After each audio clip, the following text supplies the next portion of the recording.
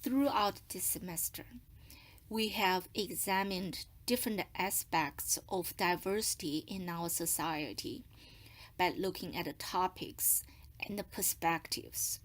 Today, we are looking closer about education that is multicultural. What is multicultural? Let's look at the three levels of culture. The concrete level is the most visible and tangible, including the most surface level dimensions such as clothes, music, food, games, etc. These aspects of culture are often those that provide the focus for multicultural festivals or celebrations, such as Chinese New Year, and then people bring food or wear the costumes. Then the next level of culture is the behavioral level. The behavioral level of culture clarifies how we define our social roles, the language we speak, and our approaches to nonverbal communication. The behavioral level reflects our values. Aspects to be listed in this category may include language, gender roles, family structure, political affiliation, and the other items that situate us organizationally in society. The highest level of culture is the symbolic level. This level of culture includes our values and the beliefs. It can be very abstract, but it is most often the key to how individuals define themselves, including values systems, customs, spirituality, religion, worldview, beliefs, morals, etc. When we talk about multicultural education, we have to look at the three strands of transformation. The transformation of self is a critical and the continual self-evaluation or examination process. As educators, we're looking at our own prejudices, biases, and assumptions and how this inform teaching practices. And then we also have to look at the transformation of schools and the schooling. This is a critical examination of all aspects of schooling, including student-centered pedagogy, multicultural curriculum, inclusive educational media and materials, supportive school and classroom climate, and continual evaluation and assessment. And eventually, the ultimate goal of multicultural education is the transformation of society to contribute progressively and proactively to the transformation of society and to the application and the maintenance of social justice and equity. Social justice and equity in schools should mean social justice and equity in society. Let's look closer at the stages towards multicultural curriculum transformation. The very beginning stage, stage 1, is the curriculum of the mainstream. And during this stage, it's pretty much Eurocentric and male-centric. Fortunately, I believe we have moved beyond the stage 1.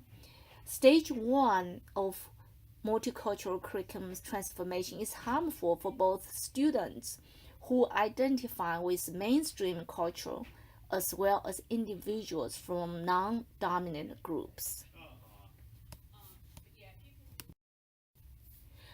For most schools, I believe at least we have moved to stage 2, heroes and holidays. We all know, and we can give examples about how do we celebrate differences by integrating information or resources about famous people or the cultural artifacts of various groups into our mainstream curriculum.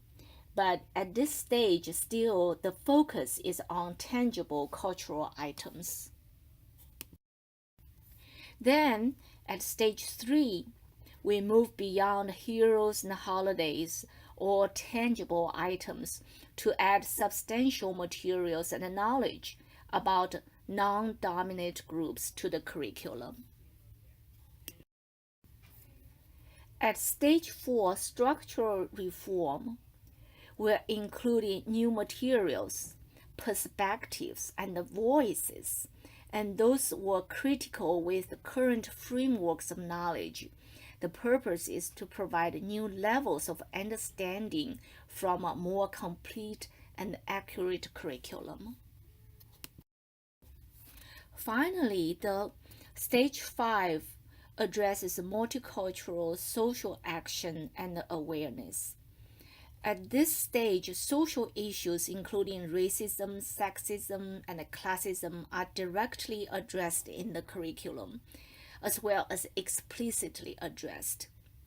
The voices, ideas, and perspectives of students are brought into the fore in the learning experience. And we also looking at the textbook as only one view, one way as perspective among many other materials. In other words, textbook is not the Bible, is not the only standard way to review the curriculum.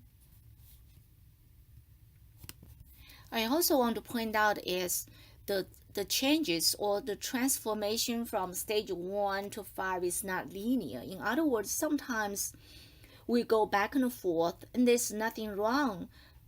Sometimes we focus on the concrete examples, but then we have to address the deeper understanding of multicultural curriculum, such as how the content reflects our voices, perspectives for people from different backgrounds. So exactly what is multicultural curriculum looking like?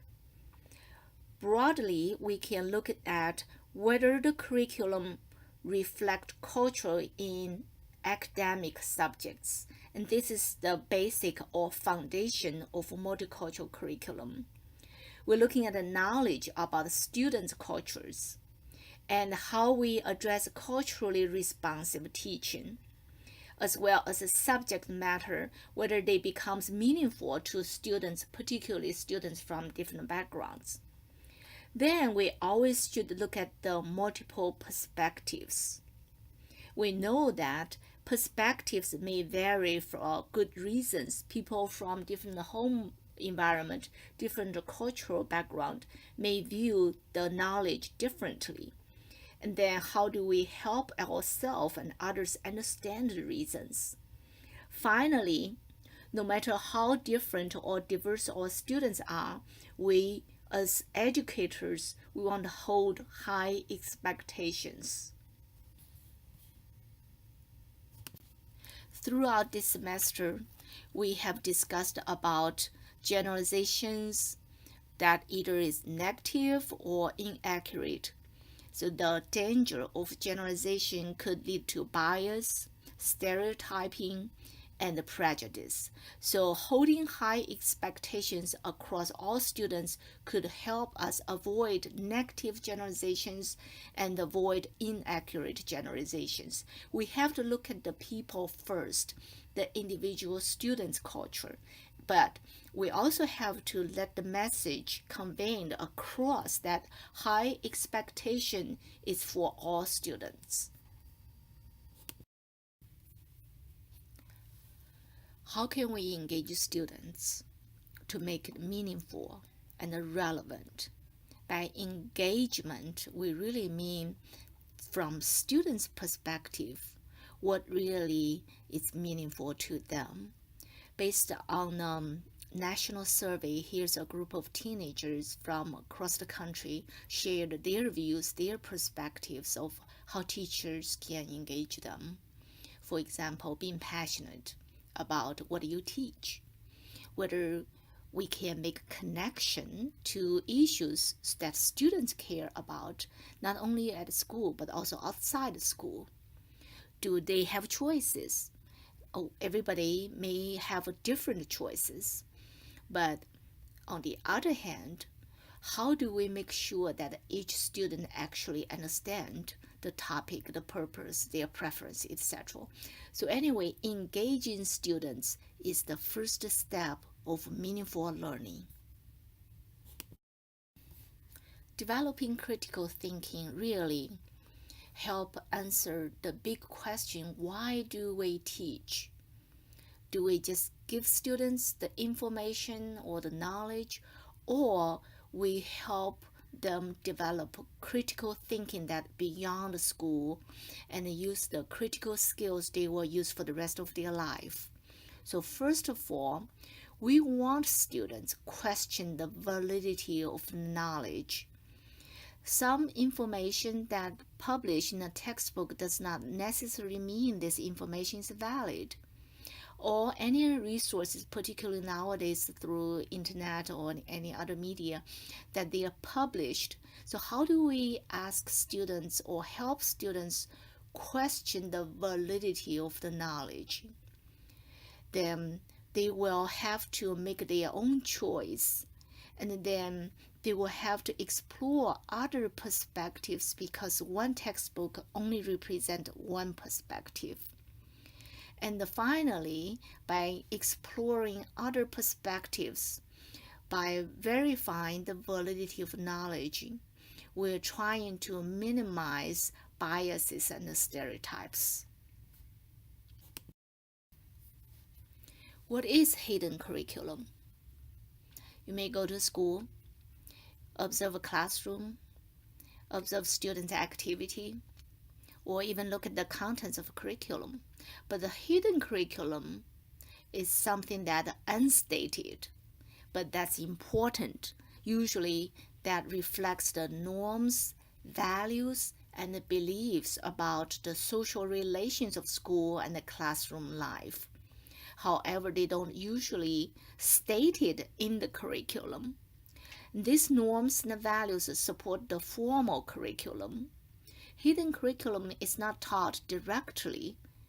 However, hidden curriculum reflects diversity or the true value of the learning environment.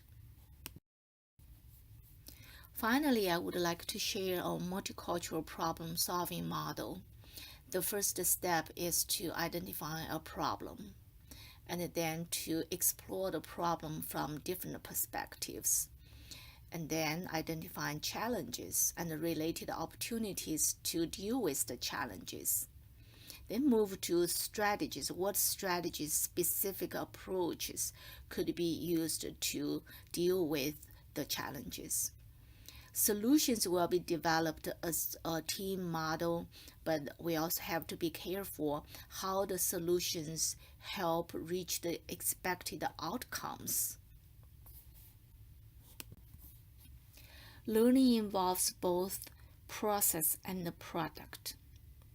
This is particularly true when we look at the problem from multicultural perspectives.